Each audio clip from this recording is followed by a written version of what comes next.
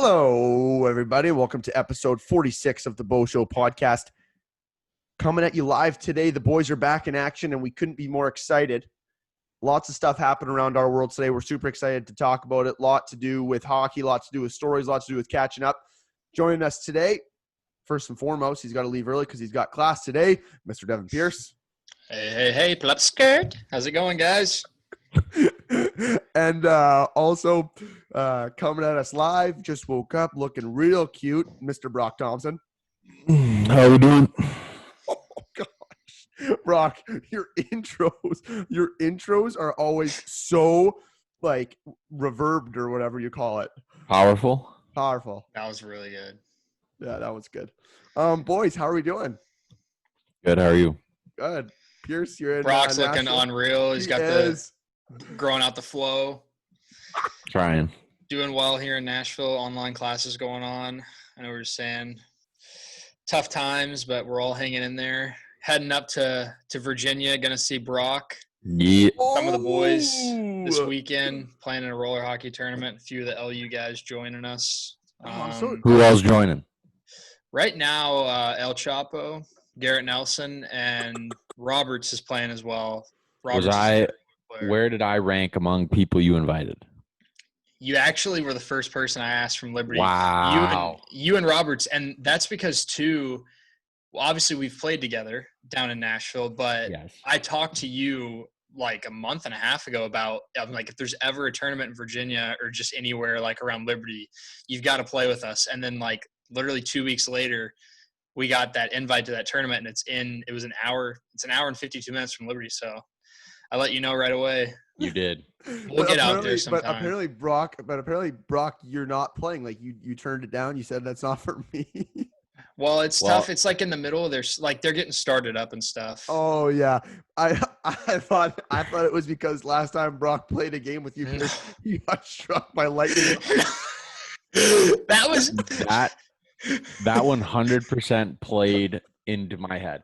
Because I asked Roberts, I called him right after Devin called me. I called Roberts and I was like, "Hey, I kind of want to play, but you got to tell me, like, you're gonna be honest with me. Like, where do I compare with the players here?" And he's like, "Not very good." And I'm like, "That's all I need to know." Wait, what was that? Because I'm not very good. I'm not very good. Oh what was man, that? that's Wait, so for this funny. tournament coming up? For this tournament, yeah. Roberts is just like, Roberts. He's seen me play every time I've played. Well, roller. the thing is like when we were at State Wars 2, our team did really well, but like you could tell the teams that had like summer roller hockey is better because it's more ice players, so the skill level is like a lot higher. But like the teams that just strictly play roller, it's like you can definitely tell who it is because some of the guys are kind of like hesitant to stop, like the ice players who are gross. Yeah, but you can just tell a difference. Some of the roller teams just like know how to play. I think you would have done just fine. You would have done well, but I still only have 3 wheels in my blades. I don't have the right bearings. Like it just would have been a process. It takes a little bit to get it all together. We'll get out there. Then Bo, you're right. I just don't need to get hurt right now. Yeah, you don't need to get hurt right now, Brock. Seriously. Hey, Brock, speaking of getting hurt, you almost got hurt in your golf cart story. We didn't talk about this beforehand. But can you tell this story, Brock, please? Yeah, I'm begging. You want to hear this story? Yeah. This is the best story I've ever heard in my entire life. I've never laughed this hard. Please. Okay. I'll preface this story with I never received a phone call, so it's okay to talk about it. Okay. All right. Yeah. With that being said, probably the fact I'm saying it now, I'll probably get a call within the next couple of days. Phone starts ringing halfway through. That's normally how it goes. Okay, so I will not name anyone that's in our group, but we had a group of 8 headed to go play golf. We were going to play 2 foursomes. Okay, I've never played this golf course before, but a buddy of ours could get us on. So we all head out there, and before we start the round, I go into the clubhouse to go use the bathroom. I come outside, and there's 7 guys out there, and I guess one of the guys bailed. So I'm looking around, and everyone's grouping up in a cart except me. So I'm riding solo. And I don't know about you guys, but that immediately like takes the fun out of it for me a little bit when you're riding solo. Worst thing ever. Worst thing ever. So you feel like no one you driving feel up to like you feel like everyone wants to golf with each other except for you. Exactly. Driving. Yeah, exactly. So driving up to hole 1, I'm a little like I'm a little rattled already.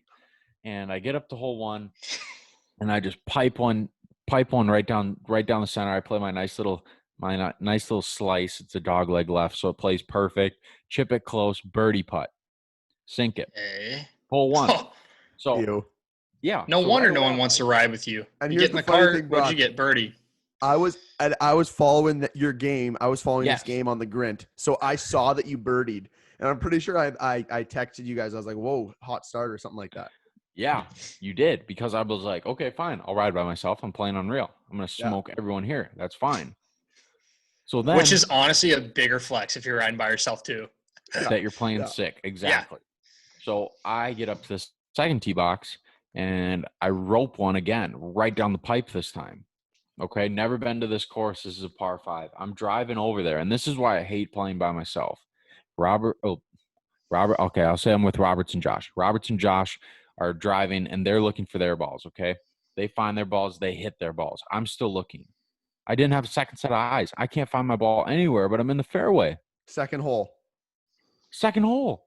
And I'm like, God. what is going on? And I hit Hate that. Mizuno golf balls. Ew. So no one can take my balls because no one plays a Mizuno golf. Yeah. Yeah. So, but I also like to play my Mizuno golf ball, so I don't want to lose them. So I'm looking everywhere. I can't find them. Next thing, I look up, Josh and Zach are on the green already. So I'm like, I got to play a ball. So I pop one down and I smoke it, 5-iron. I put it right next to the green. It's probably like 220, but it was kind of downhill, uphill. Gosh. Yeah, just roped it. So it lands next to the green. I'm like, thank you. So I drive up. I'm like, I could save par on this. I drive up and I get up there and I was like, hey, did you guys see my ball? And they were like, no, we didn't even see you hit. I'm kind of like, okay, sick. Like looking for my ball again. Can't find it. Can't find it anywhere. What? I landed right to the Wait, the left net- side of the green. Are they messing with you? No. Are they picking up your ball? What? No, the they heck? just weren't. They were just playing their own balls, which is fine. Yeah. That's the most They just- frustrating thing on I on can't earth. stand that. Thank And it you. always happens when it's a good shot. Thank Right you. down the I middle. can't find my ball anywhere. So then they finish and they just leave for the next hole. Yeah. Hey guys. Okay, Hey guys. Don't you have a third person to your party? or Playing no? together. Exactly. I'm not Oh. blaming them for any of No. this. I'm just trying to go through my emotions. I'm blaming them. Yeah. Okay, so I just drop a ball right where I think it went. I chip close, double bogey. So I'm like, all right, sick. Like this now I've lost 2 balls for no reason. There goes my Double birdie. bogey. There goes my birdie. So I drive up to where I think the next hole is. It's not because I've never played this course before. So now I'm lost. Okay. So I turn back around and I'm headed to where I think this hole is. And it looks like it's down this hill. Yeah. So I'm start going down this hill and I look to my left and there's my ball. My ball is sitting under the tree, probably 20 yards past the hole. So I probably hit my 5-iron like 245. I don't know how. Good night. It didn't make any sense unless the Grint is lying to me. Roped it. Just crushed it. So I'm like, okay, at least I found my ball. Okay, so I step on the brakes. Now here's what happened. Okay, so I popped the emergency brake on. Okay, and I made sure to do this because on the past 2 holes I had stopped it, and it's a pretty hilly course. I had stopped it, and it kept rolling a little bit when I was in there. So I knew that I had to lock this thing, and that's the case with a lot of golf carts. You got to make sure you lock that e-brake. Exactly, because a lot of times you can click it, but it doesn't click, right? Yeah. So someone that has had a few run-ins with golf carts, I'm like, gotta lock it. So I lock it, and I am on a slant. Okay, the grade's probably like 20%. Okay, pretty not like terribly steep, but steep. Okay. So I get out and I go walk to my ball and I pick it up. Sure enough, it's a Mizuno. So I'm like, here we go. We're back in it. I turn around. My cart is going like this. E-brake's still on. E-brake's on and it's moving down the hill. E-brake's on. It's going like this. All of a sudden, this is the e-brake. Yep. Pops straight up and this cart is gone. It is moving 25 miles an hour straight down this hill. Okay, so I run to it. I'm sprinting to my cart and I get a hold of the handle. Now I had a split-second decision here to decide whether or not I was going to jump into this cart and try to steer it to safety or slam on the brakes or just let it go. And I let it go. And I think I made the right choice because I honestly don't think that I think the brakes gave. So I could have been in this cart. But what happened was I'm like, after I lose it, I'm like this. I'm like looking around like, oh my goodness. And I notice that the tee box are right in front of me. At the bottom of the hill. It's at the bottom of the hill. And it's trees lining up this sidewalk going all the way down to the next tee box. Okay, now at the very bottom of this hill, there are 3 things. There is a pond, a bridge, and another green. Okay? Yeah. And 4 things, actually, is the next tee box. Okay? So these 4 things are at the bottom of this hill. Okay, so I notice that, and I start screaming, heads up! Heads up! Heads up! My cart is booking it down. And amazingly, this cart stays on path. It honestly could have veered right off into the woods, and it could have been fine, but it didn't. Steered itself. On path, okay? Now, if you know anything about golf, you know it goes blue tees, then probably like maybe gold tees, and then white tees, and then red tees at the bottom. Yeah. So the way that this hole worked is it's literally staggered on a hill with little cliffs almost as the tee boxes. So this thing's headed straight for the blue tees. Top of the cliff. Okay. So this thing's moving, right? There's a telephone pole right in dead center almost of the blue tee box. This thing goes straight off the blue tee box cliff and lands itself dead center of this telephone pole midair. Windshield fell off. No, not fell off. Flew off. Windshield flew off. All the hubcaps flew off. My golf bag fell off. Clubs everywhere. My phone was in there. Gone. Went somewhere. The cart literally compressed itself into a telephone pole. And if it didn't hit that telephone pole, it was going in the pond. If it didn't hit that telephone pole, it was going straight into the pond. And it hit the one telephone pole that hit the one thing it could have hit besides Josh and Zach that would have saved it from going into the pond. I wish it would have hit Josh and Zach and saved the cart. Here's the funny thing. I constantly die laughing when I just picture myself as Josh and Zach, and all of a sudden I just hear heads up, heads up, heads up, and then a cart just flies over my head on the tee box. Oh, well, one of the better parts of the story came afterwards because the group in front of us was our group, like our other foursome. So they were on the green to the right side of the tee box. Yeah. So you kind of play like a loop, like you'll play like this hole, and then you'll come back and then finish on. Okay, so they're right at that green, right next to Josh and Zach. Yeah. Okay, now Josh and Zach actually didn't have like the best view of the cart coming. They just heard me, and then they turned around, and then they were like, "Oh my goodness!" Everyone on the green got a front row ticket to watch the cart fly through the air. So they said that they literally hear heads up, and the next thing they know, a cart is flying 15 feet in the air into a telephone pole. And 2 of the guys there thought that I was in the cart.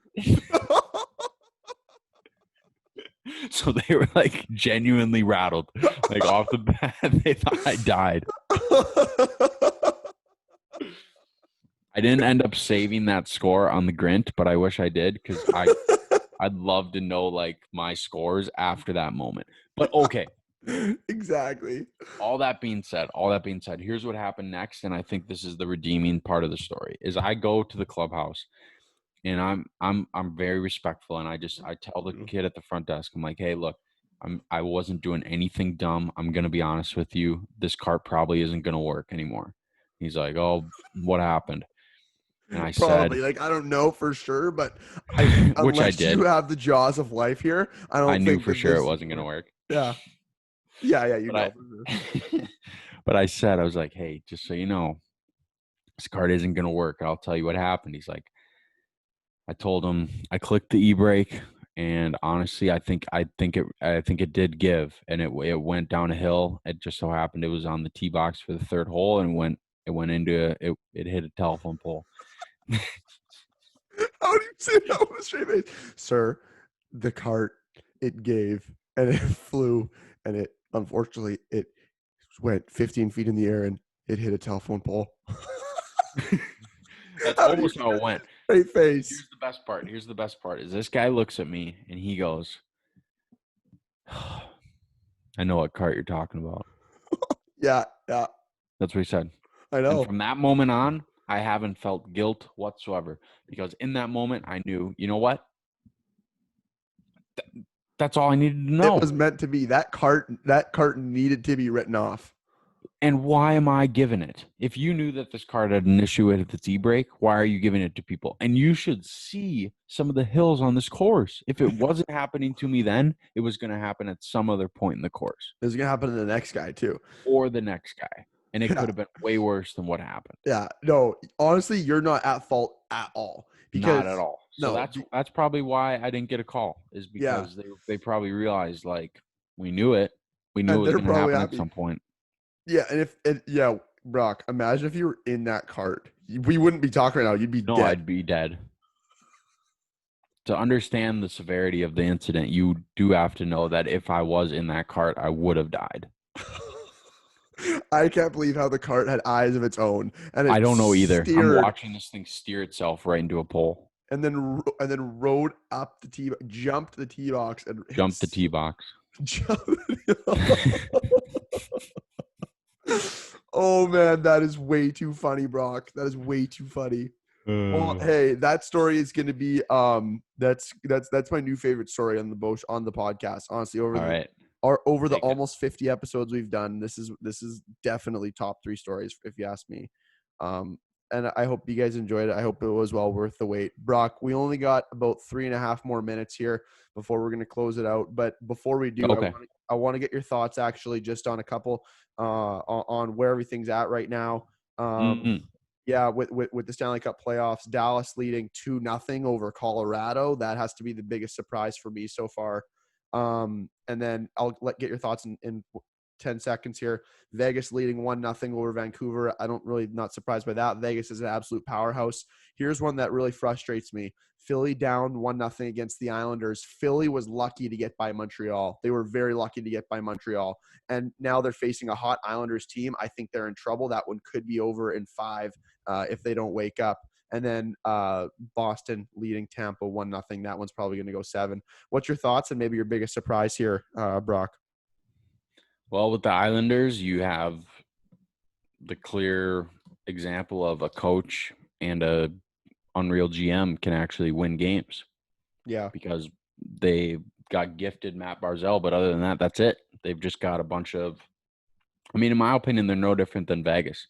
They just have a bunch of fairly decent, mediocre players, and then they have one standout, which happens to be Matt Barzal. He's unbelievable. And then on Vegas, I mean, they just know how to play together. So you've got those 2 examples of teams that are just really well coached, really well managed. Yeah. And, I mean, if you look at Vegas's transaction history, they basically have traded their way to the playoffs again. They have. Because you could absolutely call their first season going to the Stanley Cup Finals a complete fluke. Yeah. And George McPhee probably knew that and said, you know what? This probably won't happen again. We love this group, but it's just not going to happen again. We got to bring in some guys. And what did they do? They traded away Nick Suzuki and got solid players. Yeah. And I mean, like, I know they did, but that was a win-win because Suzuki's looking like an absolute stud for Montreal. The future's bright for them. Absolutely. So it's a win-win, but Vegas knew that they had the pieces to win games, but not win a Stanley Cup, and they traded for him. For sure. And then you've got they're going to win that series. They're absolutely going to win that series. Yeah, not even a question. Worked Vancouver the other night. Yeah, for sure. I really like Pettersson, but he's like a Goudreau for me now. He puts up points, but if you look at him, they're last-minute points in the dying seconds of the game, whatever, like game's over or power play points. He's just not effective 5-on-5. One thing I will say is lastly, Brock, before we close it out, is Nathan Mackinnon is on another planet. This guy he's the best player he's the best player in the NHL, hands down. He's the best player in the NHL, hands down, and he's absolutely carrying Colorado right now. Brock, we got to close it out. So thank you guys so much for tuning into another episode of the Bo Show podcast. We're going to see you next week for episode 47, approaching 50. Wow. Brock, we'll talk to you next week. Sounds good, Bo. Love you guys. Subscribe. Check us out at The Bo Show, baby, or on Instagram, or check us out, thebowshow.ca, or get your merchandise, thebowshow.shop. We'll see you next week.